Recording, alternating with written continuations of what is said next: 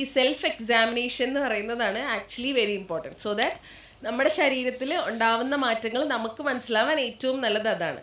Self examination കൃത്യമായി ഒരു പെൺകുട്ടി ഏത് പ്രായം തൊട്ട് എപ്പോഴൊക്കെ എത്ര പ്രാവശ്യം എങ്ങനെ ചെയ്യണം? ബ്രസ്റ്റ് സെൽഫ് എക്സാമിനേഷൻ നമ്മൾ അഡ്വൈസ് ചെയ്യുന്നത് 20-22 വയസ്സാകുമ്പോൾ തന്നെ തുടങ്ങണം എന്നുള്ളതാണ്.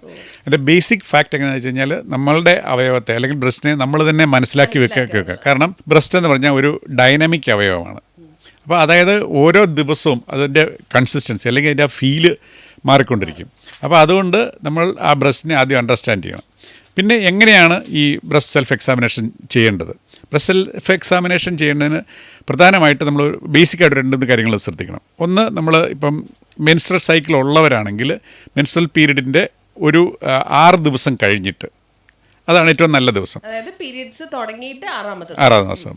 അല്ലാത്തവർ, യൂട്രസ് റിമൂവ് ചെയ്തവർ അല്ലെങ്കിൽ എന്തെങ്കിലും മരുന്ന് കഴിച്ച് മെൻസ്ട്രേഷൻ നിന്നവർ, അവർ മാസത്തിൽ ഒരു സ്പെസിഫിക് ഡേറ്റ് ഫിക്സ് ചെയ്യുക. അന്ന് മാത്രമേ ഇത് ചെയ്യാവുള്ളൂ.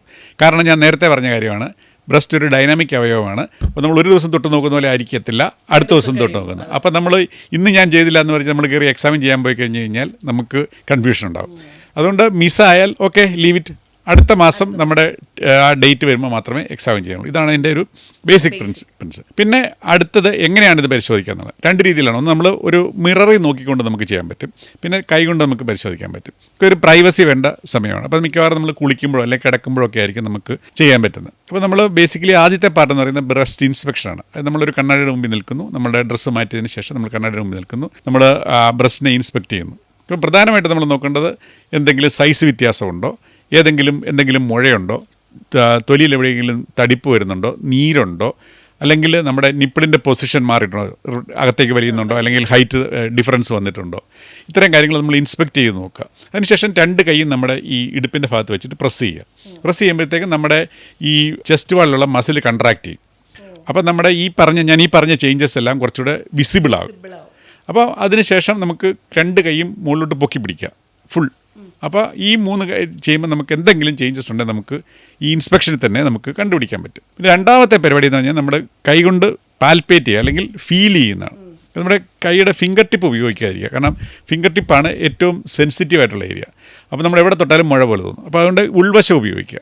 അത് ചെയ്യേണ്ടതെന്ന് വെച്ച് കഴിഞ്ഞാൽ ഈ പറഞ്ഞ പോലെ നമ്മൾ കുളിക്കുമ്പോഴോ അല്ലെങ്കിൽ കിടക്കുമ്പോഴാണ് നമ്മളൊരു പില്ലോ എടുത്ത് ഈ നമ്മുടെ ഷോൾഡർ ബ്ലേഡിൻ്റെ പുറകെ വയ്ക്കുക. അപ്പം ബ്രസ്റ്റ് ഇച്ചിരി പ്രൊമിനൻ്റ് ആകും. അതിനുശേഷം നമ്മൾ വൃത്താകൃതിയിൽ നമ്മൾ നിപ്പിളിൻ്റെ ഏരിയയിൽ നിന്ന് വട്ടത്തിൽ ഫുൾ ബ്രസ്റ്റ് എക്സാമിൻ ചെയ്യുക. അതിനുശേഷം കൈ നീട്ടി നമ്മൾ ആംബിറ്റിലേക്കും കൂടെ പരിശോധിക്കുക. കാരണം ബ്രസ്റ്റ് എന്ന് പറയുന്നത് ചെസ്റ്റ് വാളി മാത്രമല്ല, അകത്തേക്കുണ്ട്. അപ്പം അത്രയും പരിശോധന നടത്തുക. ഒരു കാര്യം കൂടെ നമ്മൾ നോക്കാനുള്ളത് വെച്ച് കഴിഞ്ഞാൽ, നമ്മൾ വലതുവശത്തെ സ്ഥാനം പരിശോധിക്കാനായിട്ട്, ബ്രസ്റ്റ് പരിശോധിക്കാനായിട്ട് ഇടത് കൈയും, മറ്റേ സൈഡിൽ നോക്കേണ്ട കൈ സെയിം സൈഡ് നമ്മൾ പരിശോധിച്ച് നോക്കുക. കാരണം ഒന്നാമത് കംപ്ലീറ്റ് ആയിട്ട് എക്സാമിനേഷൻ നടക്കത്തില്ല. അപ്പോൾ ഇതാണ് എൻ്റെ ബേസിക്. അപ്പോൾ ഇതിലെന്തെങ്കിലും ഈ പറഞ്ഞ 2 രീതിയിൽ, ഒന്നുകിൽ നമ്മൾ ഈ പറഞ്ഞ കുളിക്കുമ്പോഴോ അല്ലെങ്കിൽ കിടക്കുമ്പോഴോ എന്തെങ്കിലും അബ്നോർമാലിറ്റി കണ്ടാൽ ഉടനെ കയറി ഡോക്ടറെ കാണാൻ ഓടേണ്ട കാര്യമില്ല. നമ്മൾ റെഗുലറായിട്ട് ചെയ്യുന്ന ആൾക്ക് എന്തെങ്കിലും അബ്നോർമാലിറ്റി ഉണ്ടെങ്കിൽ നേരത്തെ കണ്ടുപിടിക്കാൻ മനസ്സിലാക്കാൻ പറ്റും. അതിനുശേഷം അടുത്ത പ്രാവശ്യം ഇതുണ്ടെങ്കിൽ നമ്മളൊരു ഡോക്ടറെ കാണിച്ച് കൺഫേം ചെയ്യുക നമുക്ക് പ്രശ്നങ്ങളൊന്നും ഇല്ല എന്ന്. ഇതിനാണ് നമ്മൾ ബ്രസ്റ്റ് സെൽഫ് എക്സാമിനേഷൻ എന്ന് പറയുന്നത്. ഓക്കെ, അതല്ലാതെ പിന്നെ നമുക്ക് ഇതുണ്ടോയെന്ന് കണ്ടുപിടിക്കുന്നത് മാമോഗ്രാം ആണല്ലോ. പക്ഷേ മാമോഗ്രാം ഇറ്റ്സെൽഫ് ഈസ് എ പ്രശ്നം എന്നാണ് സാധാരണ നമ്മളിപ്പോൾ സോഷ്യൽ മീഡിയ ത്രൂ കാണുന്നത്. കാരണം മാമോഗ്രാം ചെയ്തത് കൊണ്ട് നിങ്ങൾക്ക് ബ്രസ്റ്റ് ക്യാൻസർ വരാനുള്ള സാധ്യതയുണ്ട് എന്ന് ആളുകൾ പറയും. അതിലെന്തെങ്കിലും സത്യത? ഒരു ഫാക്റ്റും ഇല്ലാത്ത കാര്യമാണ്. മാമോഗ്രാം എന്ന് പറഞ്ഞാൽ വളരെ സേഫായിട്ടുള്ള ഒരു ഇൻവെസ്റ്റിഗേഷനാണ്, വളരെ സിമ്പിളായിട്ടുള്ളൊരു ഇൻവെസ്റ്റിഗേഷനാണ്. അപ്പോൾ അത് നമ്മൾ എക്സ്റേ ഉപയോഗിച്ചാണ് ആ എക്സ്റേ മാമോഗ്രാം, വിവിധ തരത്തിലുള്ള മാമോഗ്രാം ഉണ്ട്. അതിൽ നമ്മൾ കോമൺ ആയിട്ട് ഉപയോഗിക്കുന്ന എക്സ്റേ മാമോഗ്രാമാണ്. അത് നമ്മൾ 40 വയസ്സിന് ശേഷം എല്ലാ വർഷവും ചെയ്യണമെന്നാണ് നമ്മുടെ റെക്കമെൻഡേഷൻ. അപ്പോൾ നമുക്ക് ഈ ബ്രസ്റ്റ് ക്യാൻസർ നമുക്ക് ഈ പറഞ്ഞ പാൽപ്പേറ്റ് ചെയ്ത് അല്ലെങ്കിൽ തൊട്ട് അറിയുന്നതിന് മുമ്പ് തന്നെ നമുക്ക് കണ്ടുപിടിക്കാൻ പറ്റും. അപ്പോൾ നമുക്ക് വളരെ നമുക്കൊരു ഫീല് വരുന്നതിന് മുന്നേ ഉള്ള സ്റ്റേജിലേ നമുക്കറിയാം കണ്ടുപിടിക്കാൻ പറ്റും. അപ്പോൾ അതുകൊണ്ട് വളരെ സേഫാണ്. പിന്നെ ആൾക്കാർ എന്തുകൊണ്ടാണ് ഇതിനെ പേടിക്കുന്നത്? ഈ എക്സ്റേ എടുക്കുന്നതുകൊണ്ട് എക്സ്റേ അടിച്ചു കഴിഞ്ഞാൽ എക്സ്റേ എടുത്താൽ ക്യാൻസർ ഉണ്ടാകുന്നൊരു പണ്ട് തൊട്ടേ ഒരു തെറ്റിദ്ധാരണയുണ്ട്. സിംപിളി ഒരു കാര്യം ഞാൻ പറയാം. നമ്മുടെ ശരീരത്തിലേക്ക് നമ്മൾ നടക്കുന്ന ഈ പ്രകൃതിയിൽ നിന്ന് തന്നെ നമുക്ക് ബാക്ക്ഗ്രൗണ്ട് റേഡിയേഷൻ കിട്ടുന്നുണ്ട്. അപ്പോൾ ഒരു മാമോഗ്രാമിനെന്ന് പറഞ്ഞാൽ നമുക്ക് ഒരു മാസം ഈ നാട്ടിൽ നിന്ന് കിട്ടുന്ന റേഡിയേഷൻ്റെ അത്രേ ഈ ഒരു മാമോഗ്രാം എടുക്കുമ്പോൾ നമുക്ക് ഉണ്ടാകുന്നുള്ളൂ. അപ്പോൾ അതുകൊണ്ട് നമുക്ക് ഒരു മാസം എക്സ്ട്രാ ജീവിച്ചാൽ നമുക്ക് ഈ റേഡിയേഷൻ കിട്ടുന്നതാണ്. അപ്പോൾ അതുകൊണ്ട് അതിനെക്കുറിച്ച് ഒരു രീതിയിലും ഭയപ്പെടേണ്ട കാര്യമില്ല. ഇതിൻ്റെ ബെനിഫിറ്റ് വെച്ച് നോക്കുമ്പം ഇത് റിസ്ക് ഒരു അപകട രീതിയിൽ നിന്ന് നമുക്ക് ചിന്തിക്കാനേ പറ്റത്തില്ല. ഇത് വളരെ സേഫ് ആയിട്ടുള്ളൊരു ഇൻവെസ്റ്റിഗേഷനാണ്. എല്ലാവരും അത് 40 വയസ്സിന് ശേഷം ഇയർലി ചെയ്യാൻ ശ്രദ്ധിക്കുക. അത് 40 വയസ്സിന് ശേഷം സാധാരണ സ്ത്രീകൾ ഇയർലി ചെയ്യാറുണ്ടോ സർ?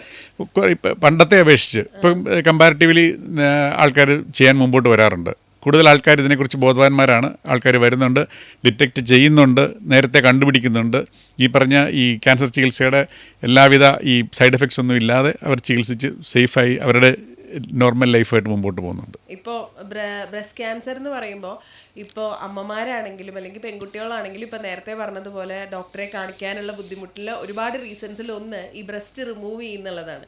അതൊരു നമ്മുടെ ഒരു കോംപ്ലക്സ്, നമുക്കൊരു ഇൻഫീരിയോറിറ്റി കോംപ്ലക്സ് ഉണ്ടാകുന്ന കാര്യം കൂടാണല്ലോ. അപ്പോൾ ബ്രസ്റ്റ് റിമൂവൽ മാത്രമാണോ ശരിക്കും ഈ ബ്രസ്റ്റ് ക്യാൻസറിനുള്ള ട്രീറ്റ്മെൻറ്റ് എന്ന് പറയുന്നത്? ഇപ്പം വളരെ കുറച്ച്, അതായത് ഇപ്പം ഞാനൊരു 100 പേരെ കണ്ടാൽ 1-2 ആൾക്കാർക്ക് നമുക്ക് ബ്രസ്റ്റ് റിമൂവ് ചെയ്യേണ്ടതായിട്ട് വരുള്ളൂ.